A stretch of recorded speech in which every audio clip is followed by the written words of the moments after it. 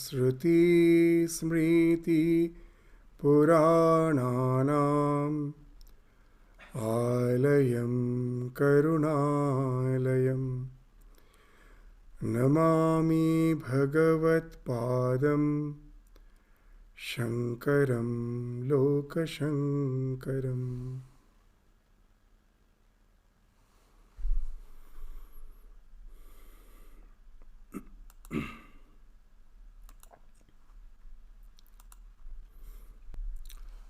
So in the last class, we have concluded for the time being the study of the fourth Sheath, the fourth kosha, the Vijnanamaya kosha. As we saw that the Vivekachudamani, what that Viveka, the discrimination speaks of, that we have 5 layers of false identification. What are the 5 layers of false identification? That we identify ourselves with the body. That's the Annamaya kosha, the physical body. We identify ourselves with the vital forces.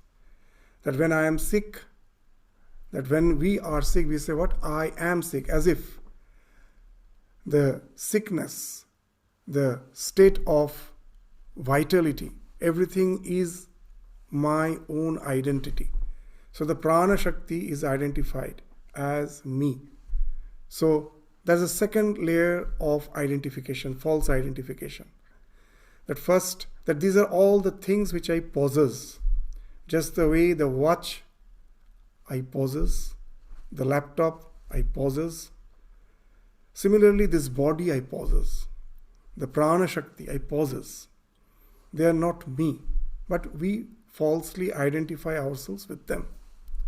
So what's the third layer? The manomaya kosha, with the mind. That we identify ourselves with the mind.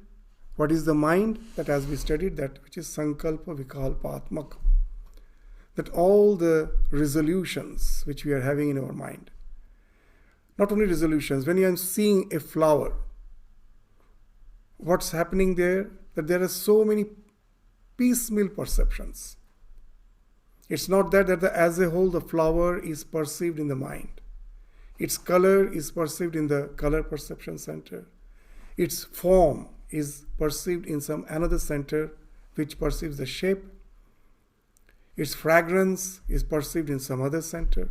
Its texture, if I touch it, that it has a very soft touch, that is perceived in some other center. What the mind does it synthesizes them, conglomerates them to give a sense of whole. This sense of wholeness is not as if entering from outside within. What is entering is the piecemeal perception. The example which we gave again and again when we are taking the class, that when I am watching the movie, sitting in a theater, in the screen it's only the video. The characters are as if talking. It's only the lips are moving. The sound is coming from the sound box somewhere else. The sound is entering through the ear. Through my perception, I see the movement of the lips. But do I ever feel that the sound is coming from somewhere else and the character is just the lip is moving? No. This too is synthesized in the mind to give me a feeling that the character in the screen is talking. So from this you will understand what the mind does. Why we call it sankalpa vikalpatmak? So after creating this synthesis, it presents it to the buddhi, the determinative faculty. Then the determinative faculty, from the already available knowledge which it has, from that, just in the library, you give the accession number, the librarian goes and picks up the book. So the mind gives all this conglomerate to the buddhi. This is like the accession number. It will go and pick up and will say, oh, it is a red rose. So these all things are happening in the mind. So this mana, buddhi. But we identify ourselves with them. So I say that I am happy, I am sad. We are actually identifying ourselves with the various states of the mind. I am relaxed. And then this is my decision, this is my opinion, this is my belief. So this speaks of nishchayatmika buddhi. So where again we identify ourselves with them. So these are 4 levels of identification we spoke of. The last comes the identification with the Anandamaya Kosha. This identification is something which is very subtle. Sometimes we confuse it to be as if I am experiencing the self. When I come out from deep sleep, you will find that many says that deep sleep is nothing but samadhi. In our organization, there is a very nice way of joking about it, making fun of it. They say, if sleep is equivalent to samadhi, then such a philosophy is called Kumbhakarna Darshanam. That to attain the state of Kumbhakarna, sleeping for 6 months, enjoying the bliss of the deep sleep state, that would have been the highest ideal. That cannot be the highest ideal. As Swami Vivekachudamani used to say, that though they apparently appear to be similar, but they are the opposite poles. He used to say that the opposite poles look alike. Just the way I cannot see an infrared light, the light which is below the red, the frequency is below the red, I cannot see it. Similarly, I cannot see the ultraviolet light. That's the light which pierces through my skin, which is the cause of skin cancer because of its intensity. That I cannot see. It is so intense. And infrared light is just the opposite. But both are invisible. Opposite poles look alike, but they are poles apart. I cannot hear a very low frequency sound, a sound which is below 20 hertz. And again, I cannot hear a sound which is supersonic, above 20,000 hertz. But one can break the glass when a supersonic plane is passing over the sky. They are not supposed to come within certain range of height when they are passing through the city. Why? The window will shatter. I cannot hear it, but it will shatter the window. So it's opposite pole, but they look alike. Similarly here, the deep sleep is an intense state of tamas. And samadhi is a state of highest illumination. They may appear alike, but they are poles apart. That we will try to understand.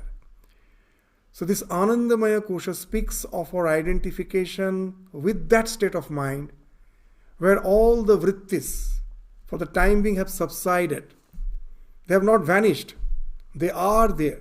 Just like in a pond which is full of mud. The mud has settled on the bed of the pond. And the water looks to be clean. But if you go and stir the water a little, the entire mud will just again get disturbed and it will immediately make the water murky. It will look very extremely murky. The transparent water immediately becomes murky. That's what it speaks of. That it's actually full of mud. It has just settled. It needs a little disturbance again to disturb. So for the time being, the water where the mud has settled, it looks clean. But is it a clean water? Just like a distilled clean water? No, they may appear same. That when an object has fallen on the bed of the pond, as long as the water is not murky, it is cleanly visible. And again, if there is no water at all, then also it is cleanly visible.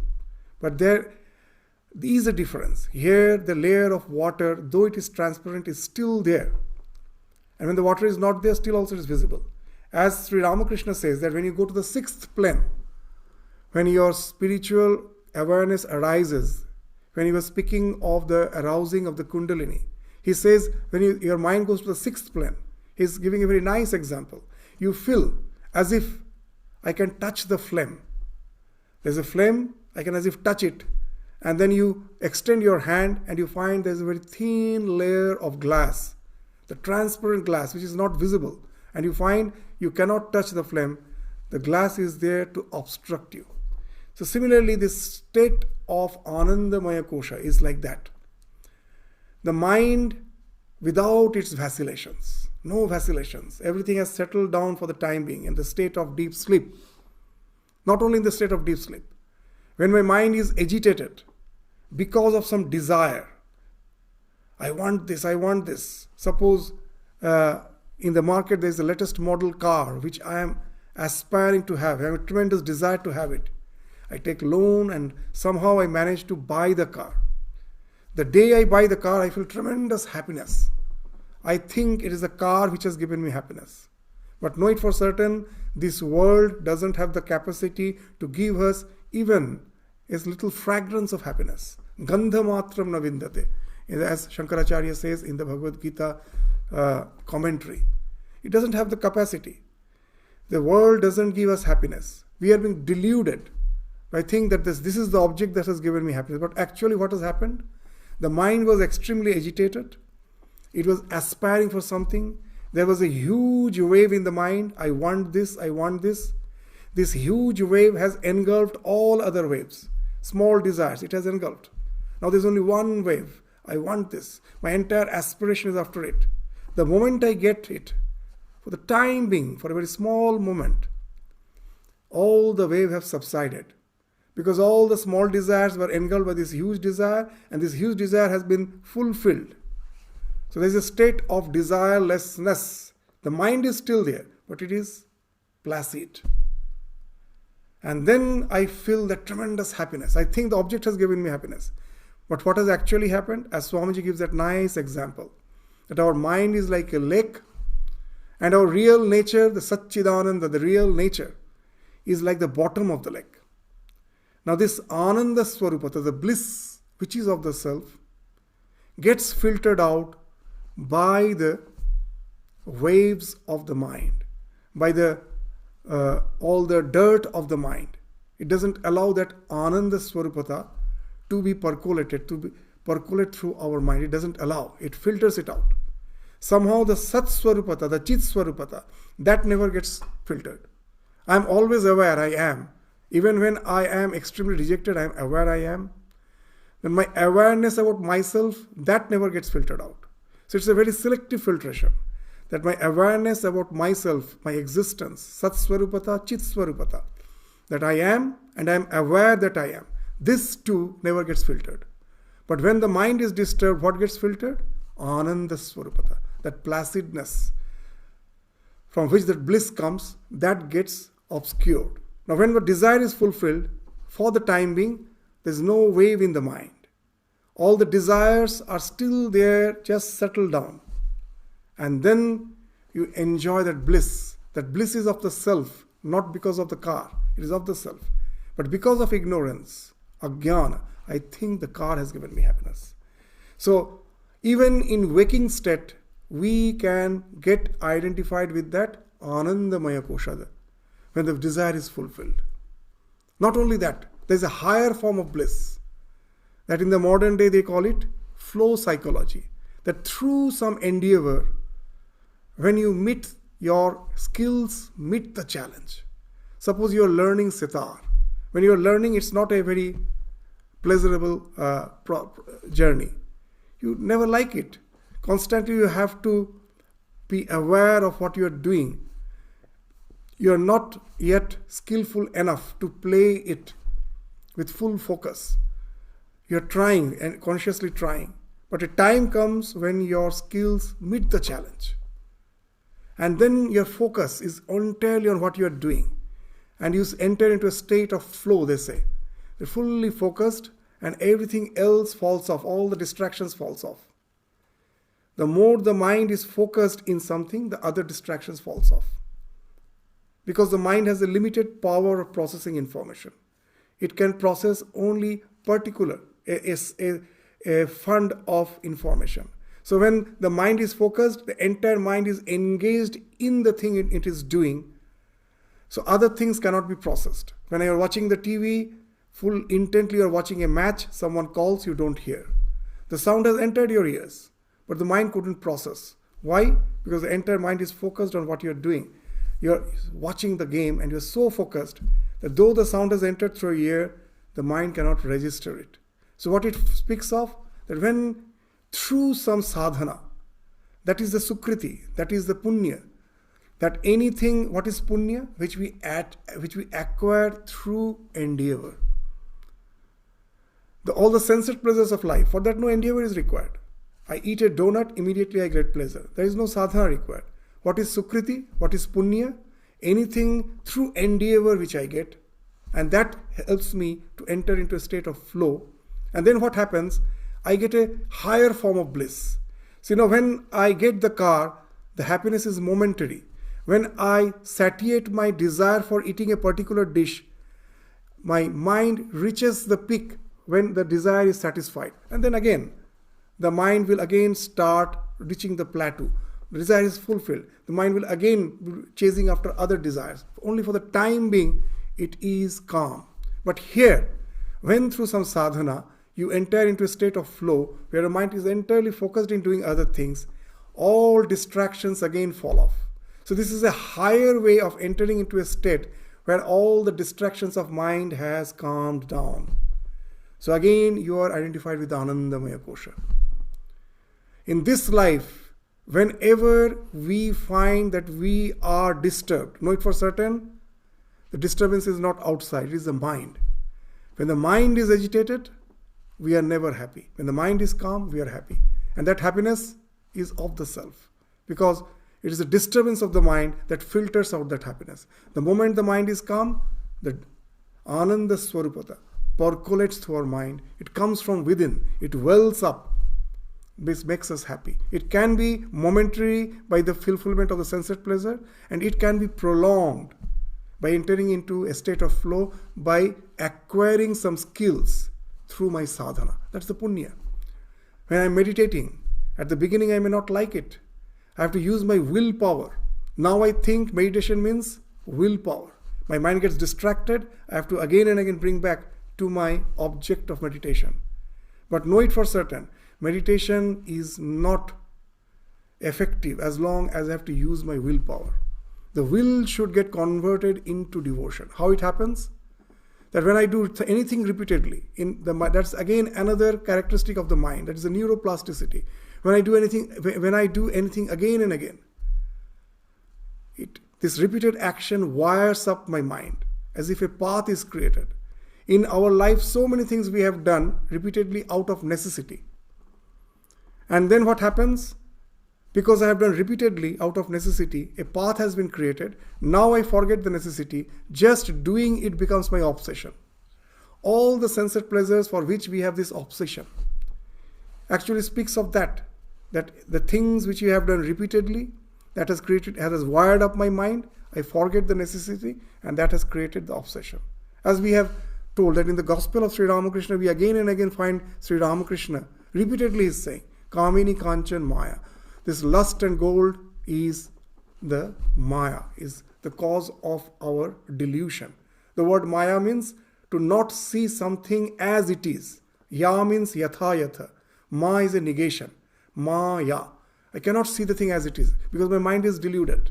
You will find that the best example you will find. Many say that Sri Ramakrishna is exaggerating, that why he is saying lust and gold is Maya so many times. But if I see in my day-to-day life, isn't it the cause of all our crimes? See, without lust, creation is not possible. It is a necessity. Without wealth, I cannot sustain myself. It is a necessity. But can you show a single crime behind which these two factors are not there? Either lust or wealth.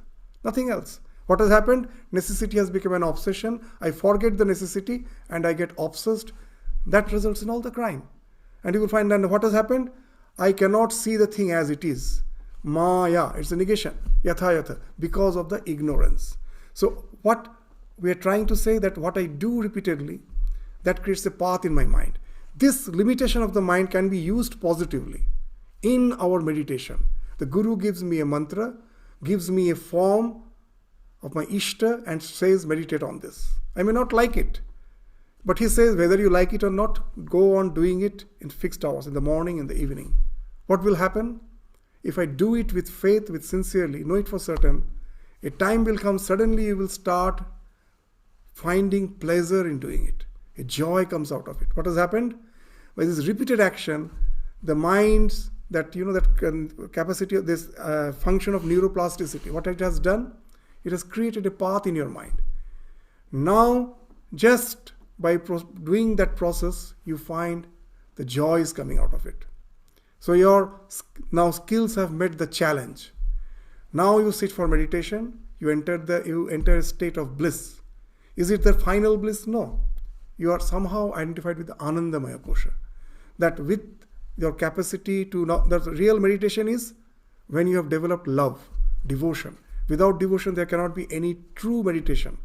That will has to get seasoned, ripened into love, into devotion. The mother never meditates on the child lest she forgets her child. The love makes her think of the child always. Have you ever heard that the mother is sitting and meditating on the child that she may forget the child? Never. That loves make the meditation spontaneous. So when your will gets seasoned into devotion, that speaks of spontaneous meditation, and with the meditation, the distractions falls off, you enjoy the bliss. So this, through punya, you have acquired. But don't think to be the final. You are now identified with the Anandamaya Kosha. The mind is still there, waiting for this chance, a favorable environment for all the so-called sanskaras, which are just for the time being dormant, to again flare up. I ate one donut today, I liked it, and most probably I was busy with my work, I forgot it. And suddenly someone brings a packet of donut and opens in front of me. The thing which was hidden in my mind lurks up. Whenever it gets a favorable circumstance, it lurks up. So don't think that by meditation a little bliss I got, oh, I have achieved a great thing. Till the mind is totally annihilated. The chitta vritti nirodha. I have developed that skill to go beyond this mind, have transcended the mind. This danger is lurking behind. Yes, I have attained a state where I am identified with the Anandamaya Kosha. But know it for certain, that is not the final goal.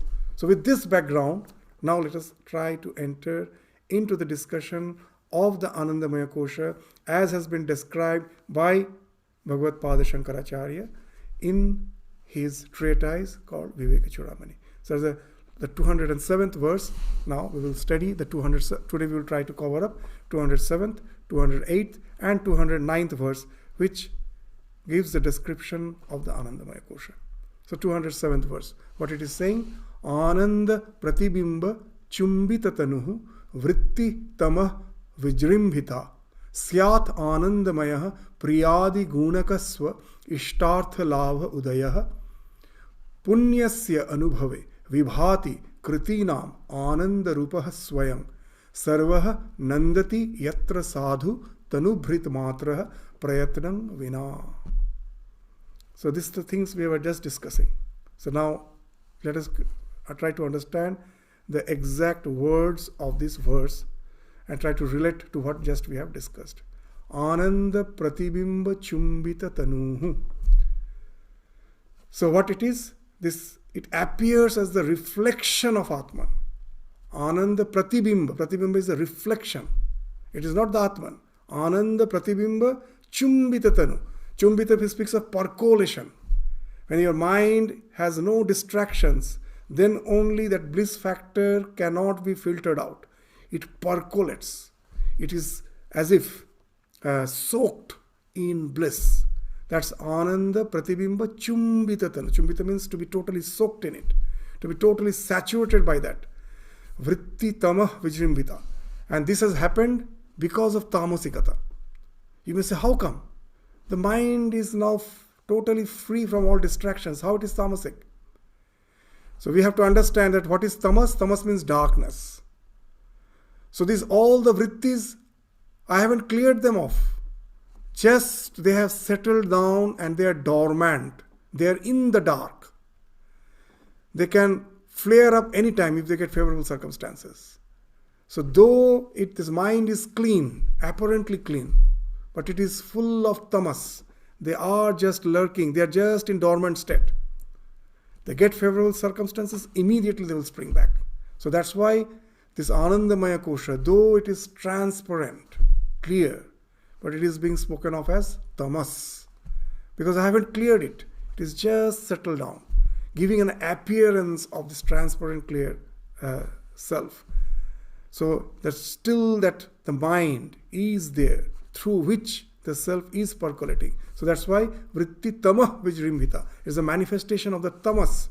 Syat anandamaya priyadi gunakasva ishtartha labha udaya. So when you realize that, when you get identified with that, when swa ishtartha labha, that you are desiring for something. Swa Ishta Artha. Ishta means the object I desire. Like we say that this is the Ishta mantra. What the Guru has given me a mantra with a particular form of the divine. This is the thing I desire from. The Ishta doesn't mean that deity. It means the thing which I am desiring. So that's the broad meaning. So in our day-to-day life, whatever desires I have in my mind is the Ishta. I am desiring it. So it's Ishtartha Labha Udaya. So whenever I have the desire to attain something, Swa Ishta Artha, that desire is fulfilled, and then there's because of this pleasure which comes out of it. It actually comes out from desirelessness, not because of the desire. The desire has been fulfilled. For the time being, the mind is desireless. Then this Anandamaya Syat, the Anandamaya Kosha, that's the thing with which you are getting identified. So that's what we were discussing.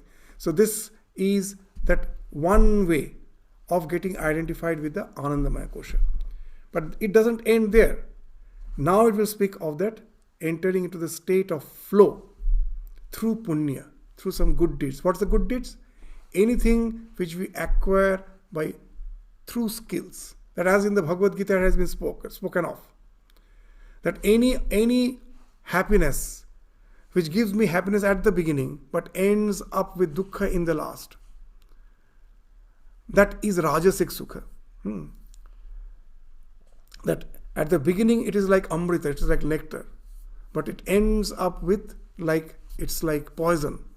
These are all Rajasic. But any Sukha which at the beginning appears to be like poison, but in the end ends up to be a nectar.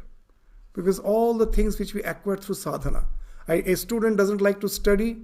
The parents insist, the society insists, the teacher insists, trying to explain that this can give you a much better life.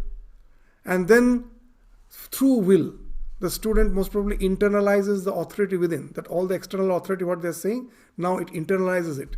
It itself starts saying himself, I have to study. And we will find that in short time, he has developed a liking for the study. Now no one has to say. That repeated insistence made him do it again and again. And then he has developed a liking for it. So this is punya. Anything which you are acquiring through sadhana. There is some, the factor of tapas. Tapasya. The word tapas also means that. What tapas means? Heat. When heat is generated, whenever there is a friction. When you are trying to move a body against another body, so you are moving, that is creating the friction. And that speaks of the heat, and that generates the heat. So in our life, whenever we are trying to proceed, we will find there is something which is creating a friction. It is not allowing me. And that creates the heat. So that's why tapas is, tapa means heat. This heat is generated through all our endeavors. It doesn't give the pleasure. But when my skills, when I attain the skills and now the skills are meeting the challenge, then you enter into a state of flow. Because your full focus is on that. All the distractions have fallen off. Though you are in the body, you have no sense of the body. You become videha. Because you know that hunger, the pangs of hunger is also a biological alarm. It needs a part of the mind. The mind has to process that biological alarm. But the mind has been taken away by the object of your focus.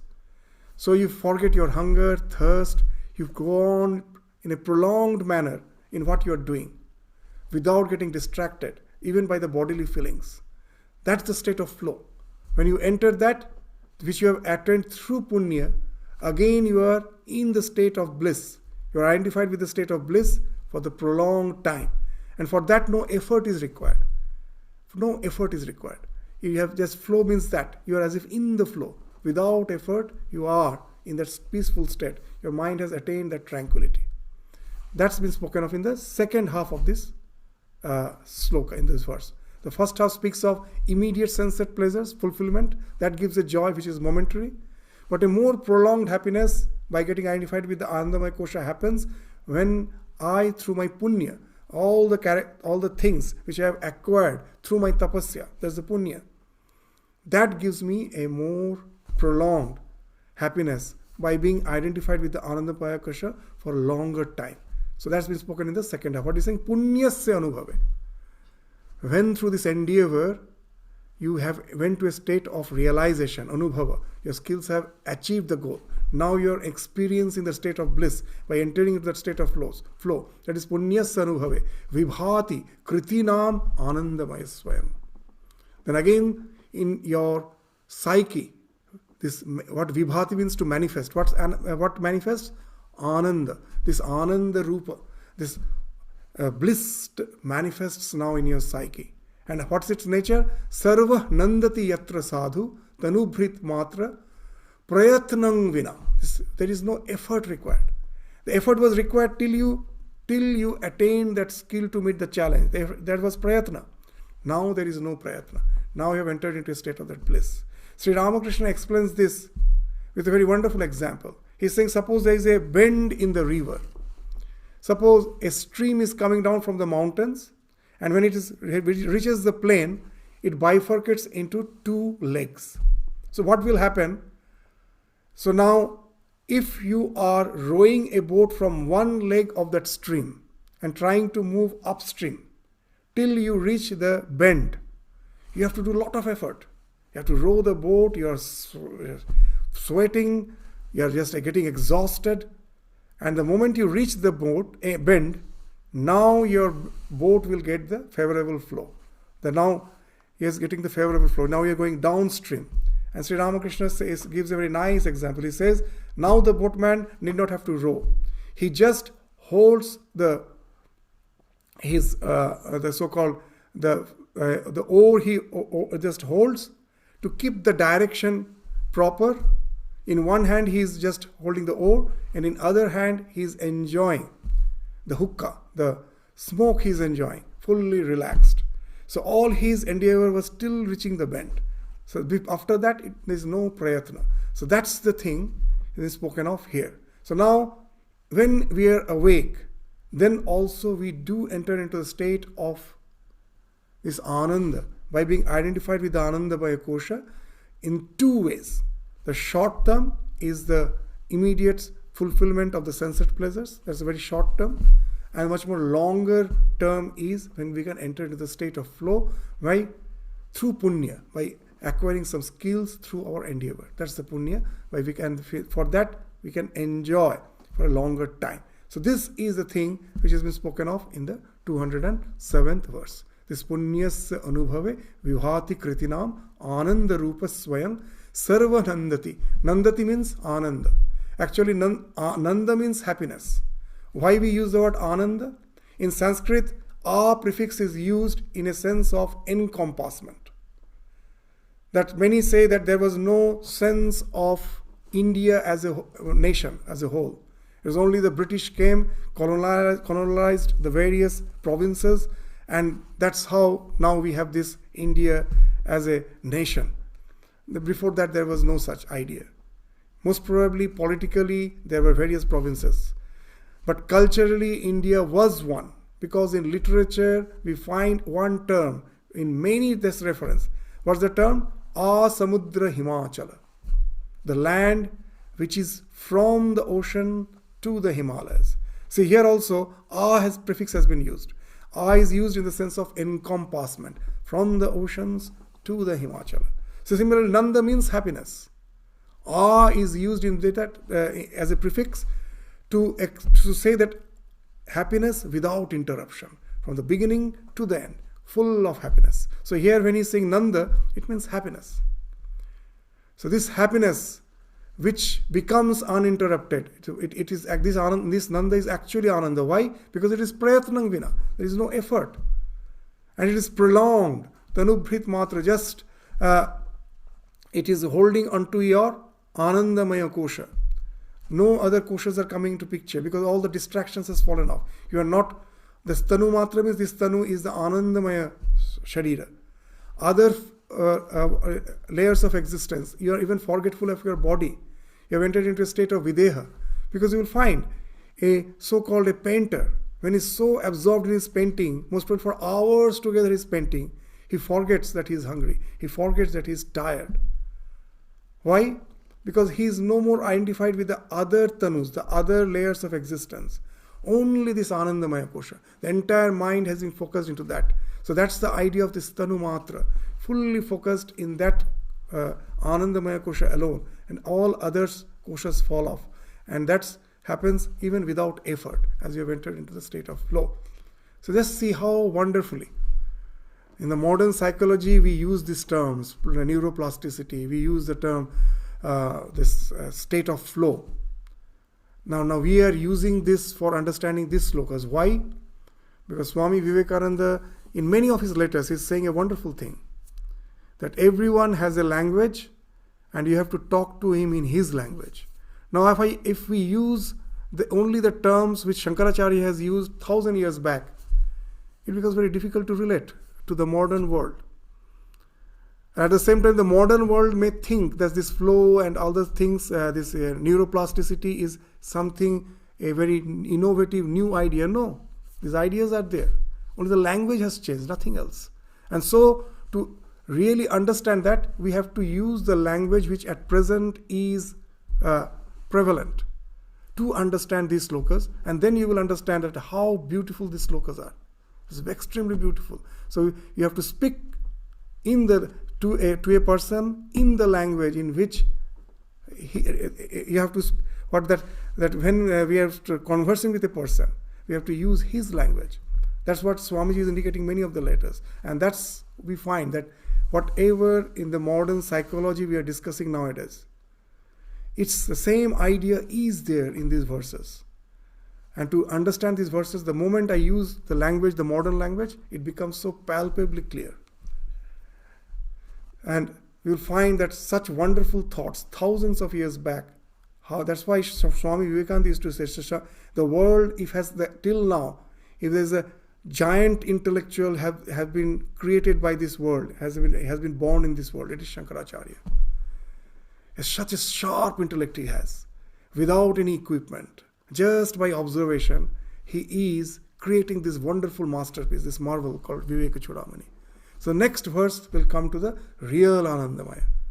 This is in the wakeful state, we go into a state of bliss. We do go into a state of temporary bliss by satiating our desires. We go into a more prolonged state of bliss by entering into a state of flow. But there is still a higher bliss, that is a deep sleep. We can never think of a person with his full sanity if he is not getting his regular sleep. You may enter into a state of flow, but sleep is necessary, because that takes you to the real identification with Anandamaya Kosha. Without that, we can never enjoy our health. We are going to become insane. It is bound to be. So that's the deep sleep is the real state of bliss that will be spoken of in the next verse. That yes, in the state of waking, we do experience this bliss in the state of flow, and when we have this immediate satiation of the desire. But the real prolonged bliss is enjoyed, where we get identified with Anandamaya Kosha, is in the deep sleep. That will be spoken of in the next verse. So what is saying? Anandamaya Koshasya, this is the 208th verse. Anandamaya Koshasya Shushupto Sfurthi Utkata. Utkata means intense. Utkat. In Bengali also we use that word Utkat. It means intense. That intense Sfurti, that happiness is in the Shushupti. Anandamaya Koshasya Shushupti Sfurti Utkata Swapna Jagaraya Ishat Ishta Sandarshanadina. That what we enjoy in the Jagrat, in the waking state, we do identify with the state of bliss in the wakeful state, just as we discussed. Even in the dream state, it may so happen. In the dream, I am chasing after the desire, and the desire is fulfilled. I feel happiness in the bliss, in the dream itself. So then in the dream itself, I am getting identified with the Anandamaya Kosha. But they are all just kinchit, small amount, compared to the sfurti, the happiness which you get in the state of deep sleep. So that's what is being indicated here. The Anandamaya Kosha is fully manifested in the dreamless sleep. Anandamaya Koshasya Shushupto Sfurti Utkata. That you get immensely, that fully manifested there. And that in the waking and dream states, it is experienced a little. Why it is experienced little? That however I have entered into a state of flow, but still a part of my mind is active in the form of perception. Suppose a surgeon, that example which sometimes we give. A very renowned surgeon is standing to catch a train, and it is announced that the train is half an hour delayed. And I find that the surgeon feels stressed. He feels his legs are aching, he is standing on the station, he moves up and down, he is very uncomfortable. The same surgeon, when he is in the operation theatre, operating on a patient, most probably for hours together, some 7-8 hours. And then you find he has forgotten his thirst, hunger, everything. He has become videha. Though he is in the body, he has forgotten his body. Why? When he is in the operation theatres, operating on the patient, now he is fully focused. His skills has, of course, made the challenge. He is a skillful surgeon. And with his skills, what he is doing? Fully focused on what he is doing, because he knows a little distraction will be at the cause of the life of the patient.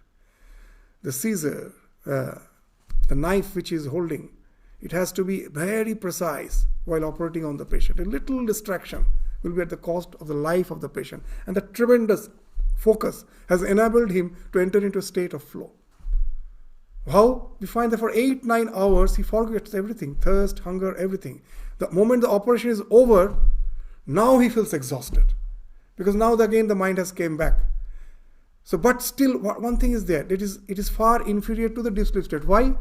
Because a part of mind is still active. With your eyes, you're seeing, you're looking at the scalpel, operating on the patient. So your mind, to a certain extent, has to be active. A few of the perceptions are still active. It's not totally dormant. So that's why it is said it is very less compared to the happiness which you have in the deep sleep. Because however focused you may be in the wakeful state, or even in the dream state, a part of our mind is still active. It is working. It has not totally settled down.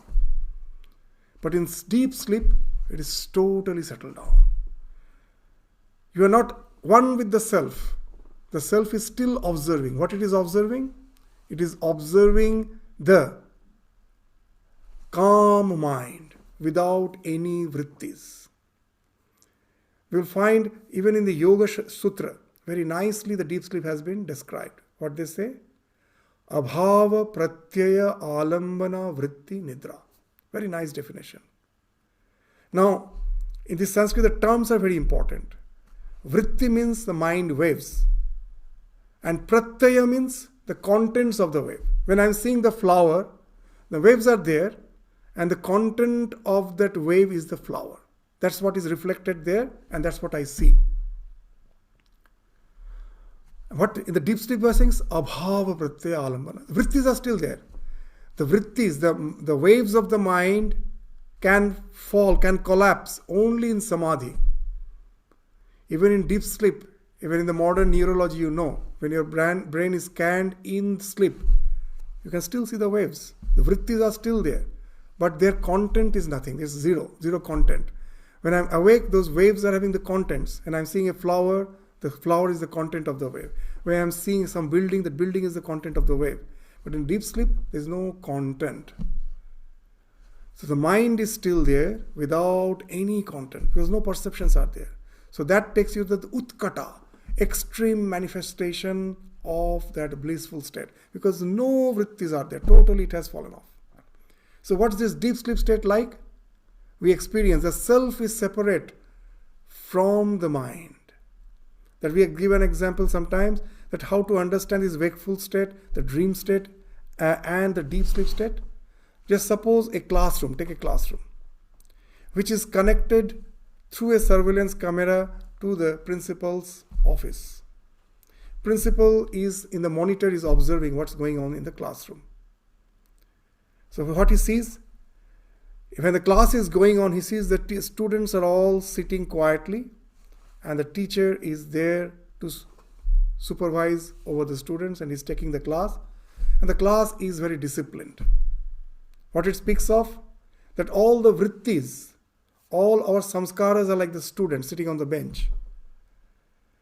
And this teacher is just like the conscious mind in the wakeful state, which is observing the vrittis.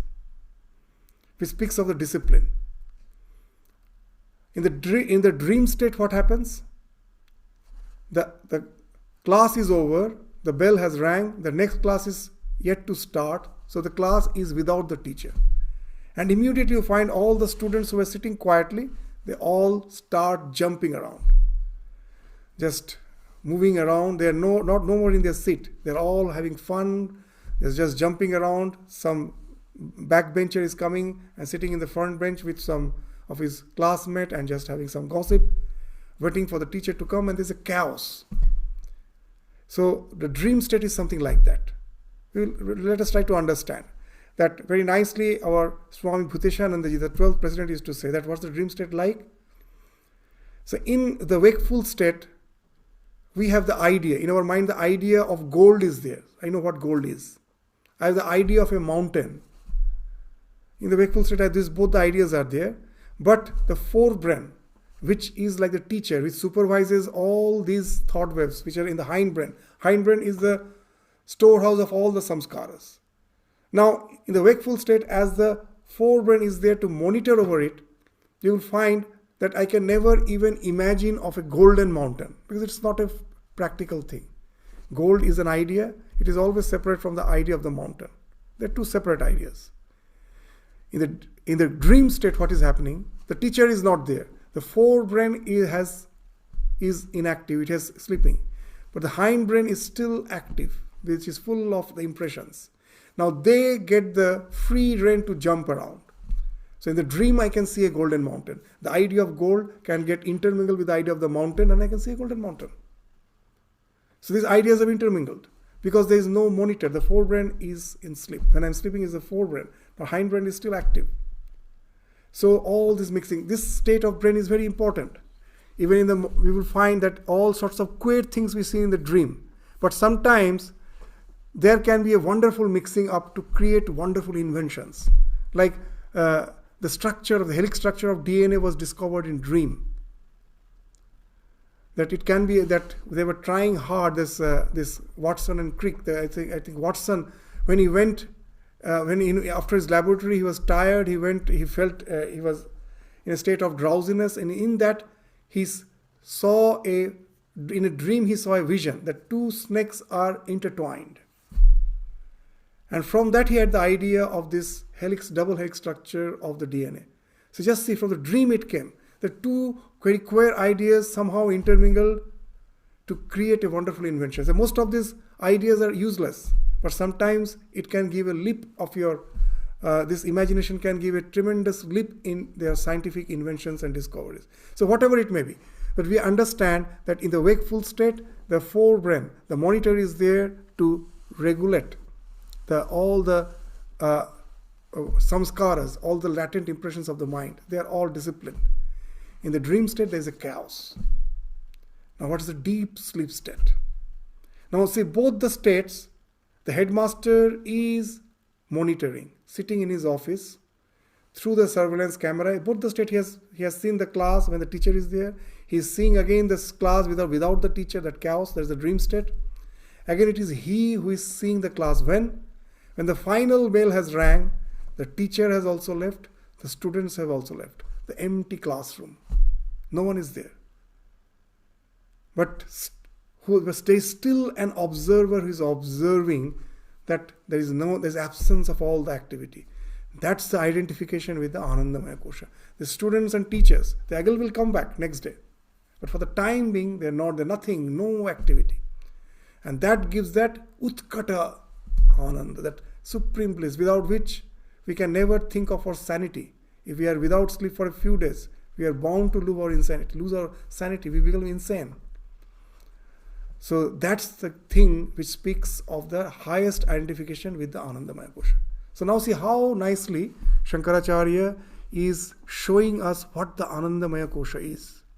That which we experience in the deep sleep, that which we experience when our desires are satiated for the time being, that bliss which we experience.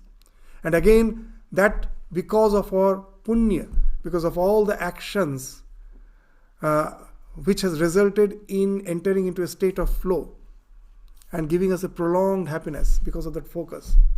These all speaks of our identification with the Anandamaya Kosha. But this Anandamaya Kosha also is not the self.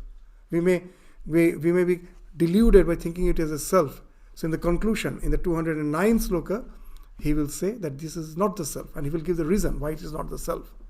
So that he is giving the reason that though it is giving you that extreme bliss, giving you an impression as if you are identified with the self, it is not the self. Why? Na eva ayang anandamaya paratma. It is not the Supreme Self. This Anandamaya Kosha is not the Supreme Self, Paratma.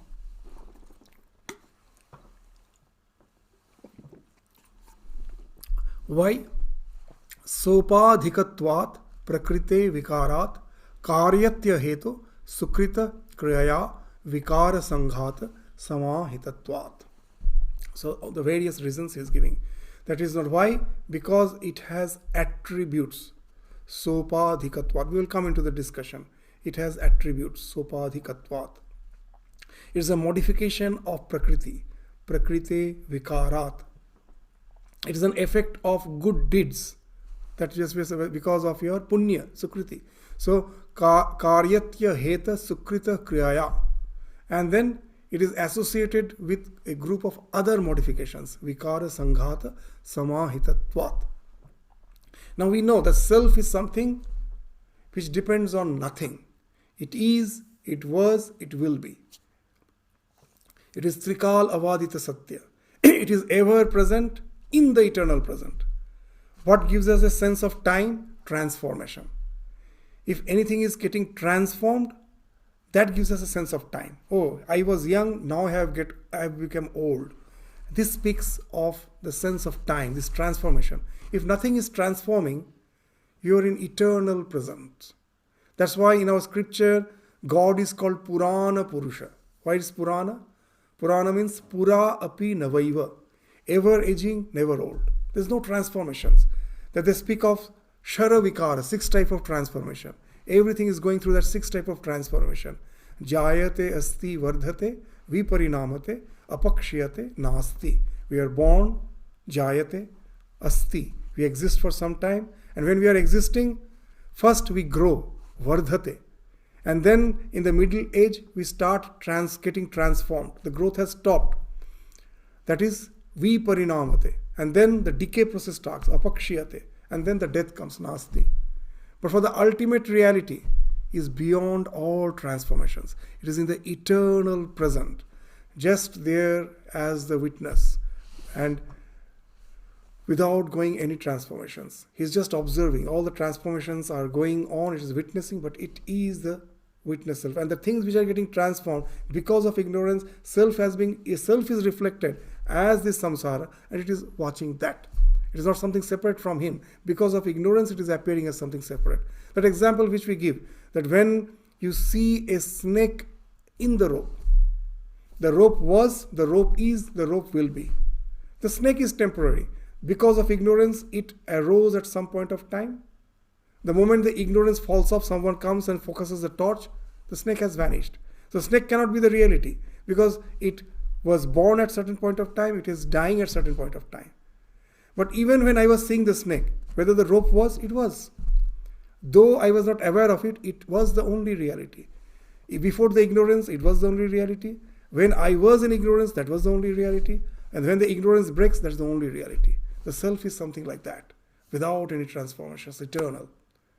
But here, Anandamaya Kosha, Sopadhikatvat. What is this? It is having attributes. What is the attributes is spoken of? Because it is conditioned by the sight of desire. That if I see an object, I feel a desire for it, it gets fulfilled, and then that bliss comes. So there are so many factors which results in it. But the self doesn't need any factor. It is. We may be forgetful about it, but it is always there. But this Ananda, which we find because of the identification with this Anandamaya Kosha, is a product of so many activities. So that's why, and it results in Vikriti, Prakriti Vikarat. So this modification of avidya is a form of tamas. That what's the vikara? That's just now as we are speaking. That all these subliminal impressions, they are there in the mind. Only when it gets settled, then this Anandamaya Kosha becomes resplendent. So it speaks of modification. When all these subliminal impressions are active, is creating the disturbance in your mind, it is gone. That bliss is gone. So there is a vikar, there is a modification. It is not something which is always there. But the self, that self which we are speaking of, you may say the scriptures speak of self. How to know about the self? Scripture says that what we are saying is through Sravana Manana Nididhyasana. That the rishis have heard the scripture and they have through cogitation tried to understand it, and then comes the real part, Nididhyasana. Then you start meditating on your intellectual conviction to go to a realization. There is something called realization. We give that example. The mind is like a prism, the self is like that white light. When the white light falls on the prism, what happens? It breaks into the spectrum of 7 colors. Now if I remove the prism, what will happen? All the spectrum will vanish. But where will it vanish? It will merge again with the white light, isn't it? The sadhana is that we think this world to be a palpable reality. But the scripture asserts a state where I can go beyond the mind. The prism as if collapses and this entire spectrum merges with that absolute reality. That is something very subjective, swasang vedya. From that, again when you come out through the mind, now you know everything is a projection. Nothing can now delude you. So from that state, the scripture is giving that assertion. Unless I go to that state, it's very difficult to realize because it is something subjective. Just as we say, unless you have tasted the mango, can I explain you the taste of mango? However I may try, it is impossible. If just in the Gospel of Sri Ramakrishna is a wonderful example. A village girl was married and he went to his in-laws' place. After 1 year, he came back with a baby child. His other friends, other girls, were yet to be married. They came to meet her and asked her, what it feels like to be a mother. And she tried her best to explain, and at last it was impossible. And what she told was very interesting. You become the mother and then you realize it. It is impossible to explain. Mother knows what she is feeling. It is experienceable, but it is not describable. The same thing here in the scripture. The self is something beyond this, which is beyond vikara. There is no transformation. Which is the eternal truth. From that experience they are coming down. I cannot ever describe that state. But I have experienced that and I can say that what else I am seeing is not the self. Why? Because they are going through vikara. What I have experienced is beyond vikara. These are all speaks of vikara, changes. Prakriti, vikriti. And then karyata hetu sukrita, that through that entering into a state of flow by doing punya, then only I get it. And vikara sanghata samahitatvat, that I was in the wakeful state, in the dream state, from that I went to the deep sleep state. So it speaks of the change of so many conditions to really experience that. So this all speaks of modification, but the self is beyond all modification. So the best way to explain the self in our scriptures is the self cannot be explained. Just the way I cannot see light. What I see is the reflection of light. I can never see light. When the light falls on an object, it gets illumined. That gives me the idea that there is something called light. I cannot see gravitation. When some object falls, I become aware of gravitation. That cannot be seen. It's not perceptible. There must be something called gravitation. That's when an object is falling. When I see the iron filings, taking a particular pattern across an iron, I become aware that it is a magnet. I become aware of the magnetism. As such, can you see magnetism? I can understand magnetism, gravitation by its effect on certain object. Similarly, the self can never be as such perceived. If it is perceived, then it becomes an object. The subject can never be seen. But you can become identified with it is something experienceable, and from that state when you are coming down, then only through, they call it, that that's the way I see it. I'm sitting in a building and I say to my friend that there is a river very near to my house. Well, so where? I cannot see it. And then they say, can you see the tree there? The tall tree? Well, yeah. Well, that river is just flowing by the tree. So it is called Tatastha Lakshana. By showing, Tata means bank. By showing the tree, I can indicate there is a river nearby. So that's what Vivekachudamani is doing. By showing that what all things are witnessed, they are the Tata. The self is not seen, but they are in the bank of the self. Just the tree, the river is not seen, but the tree is seen. And by pointing to the tree, I can say the river is just flowing by its side. So here also, the Vivekachudamani was doing the same thing.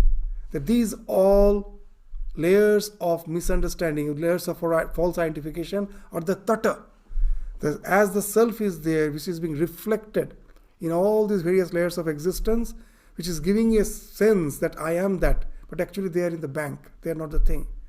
The thing is the one who is perceiving them. And that's the thing, after now discussion, all these 5 sheaths, this main discussion will start now, that there's negation of these 5 sheaths to establish us in that the self, which is the core of our being, which is our real identity.